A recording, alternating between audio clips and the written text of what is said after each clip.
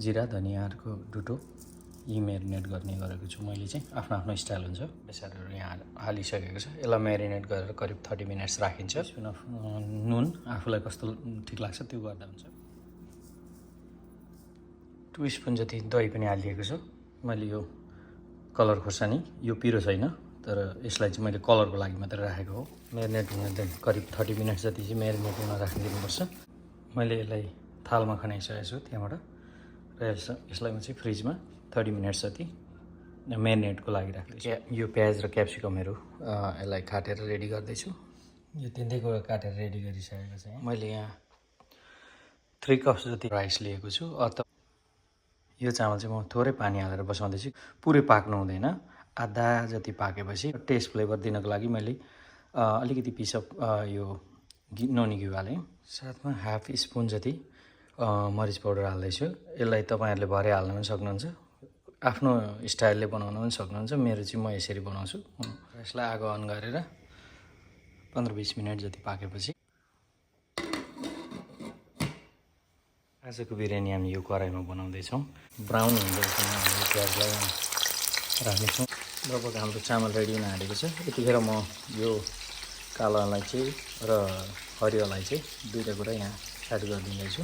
यसले राम्रो स्मेल दिन्छ यति गर्दा हाम्रो प्याज रेडी भएको छ र यो प्याजलाई चाहिँ म सानो कचौरामा ट्रान्सफर गर्दैछु ल हेर्नुहोस् चामल चाहिँ एकदमै फुर्रो भइसकेको छ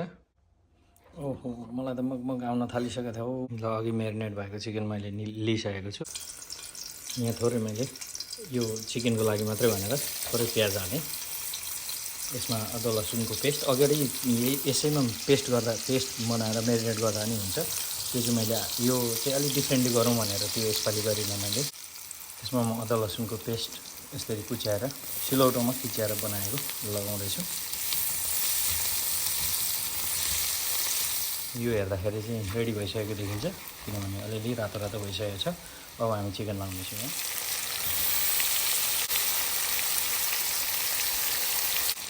सुक्नुभन्दा अगाडि मसला सबैतिर इभनली स्प्रेड होस् र इभनली पाकोस् बराबरी सबैतिर भनेर हामीले यसलाई चलायौँ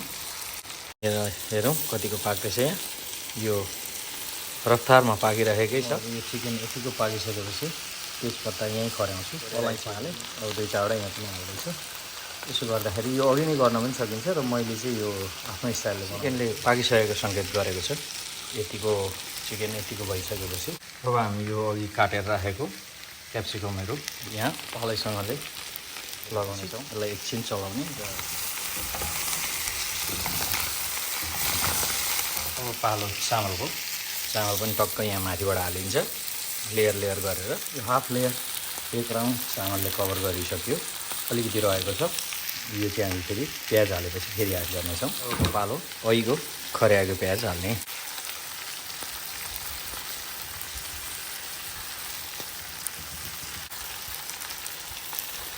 अलिअलि धनियाँ पछाडि अघि रहेको चामल फेरि कभर गरिदिने थोरै बिरयानी मसला माथिबाट हालिसकेर धनियाँ लगाएर केही बेर मजाले अघि हाफ पाकेको चामल छ हक्क यतिको बनाइसकेपछि केही बेर सानो आगोमा छोडिदिने हो क्याप्सिकमहरू पनि यतिको भर्सिँदाखेरि चामल सँगसँगै तिनीहरू पनि सँगै पाकेको हुन्छ ल फाइनली हाम्रो बिरयानी रेडी भइसकेको छ है त कस्तो लुक्स दियो हेरौँ है